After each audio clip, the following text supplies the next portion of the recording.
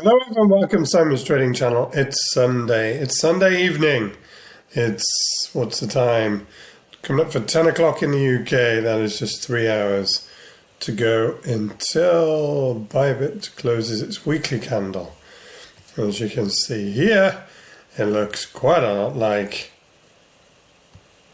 CMEs. So yes, as expected, they don't look much different. Anyway, back to the, and indeed, so that makes, so Bybit does indeed catch up with the 13 weeks consolidation period that has been going on. And I don't see it ending anytime soon, but maybe it will, maybe it won't. Nobody knows, nobody knows. What I can see so far is very much a consolidating range on the higher time frames. This is just a daily, with the most recent trend being thus, with it's on the daily, as I just said, a low, a higher low, and then we'll see.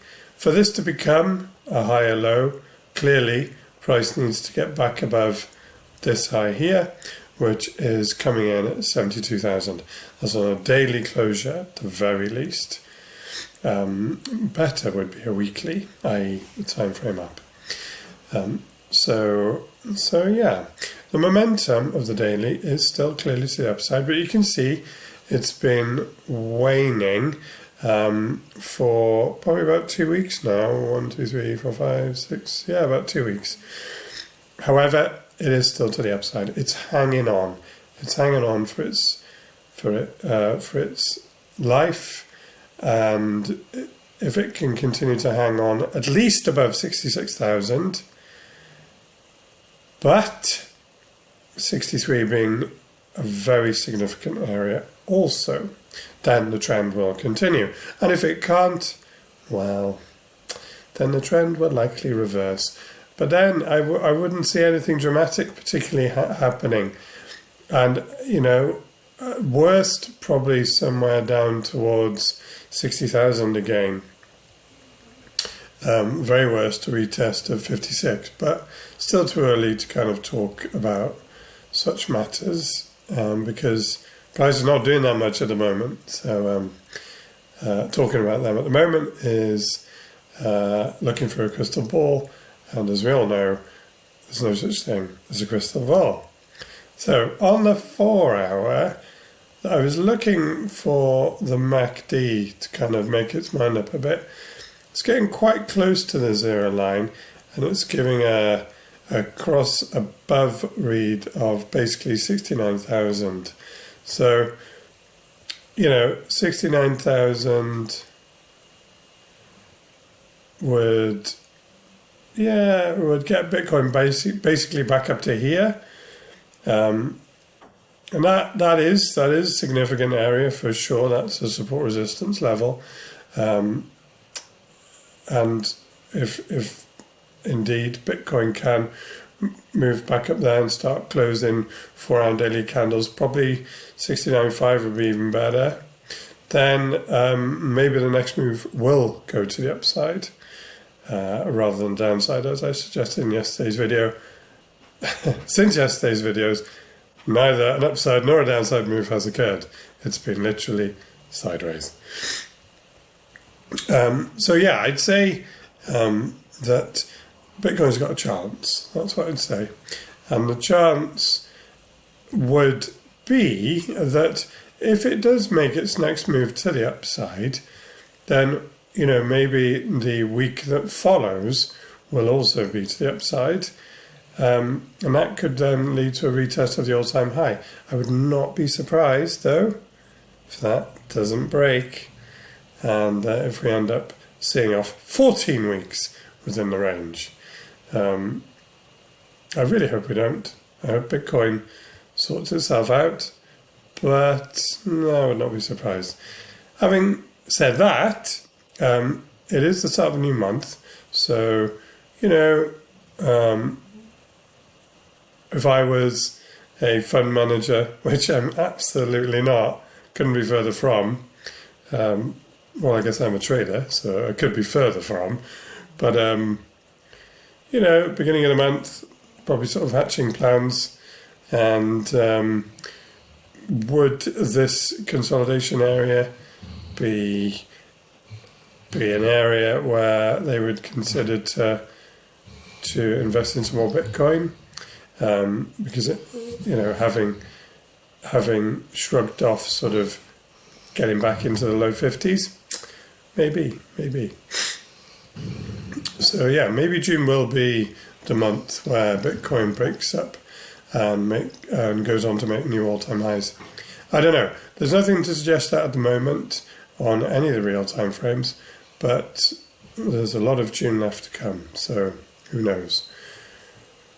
What I did find, what I was kind of looking at while I was, I look at charts all the time, even if I'm not trading off them. Bit of a chart addict.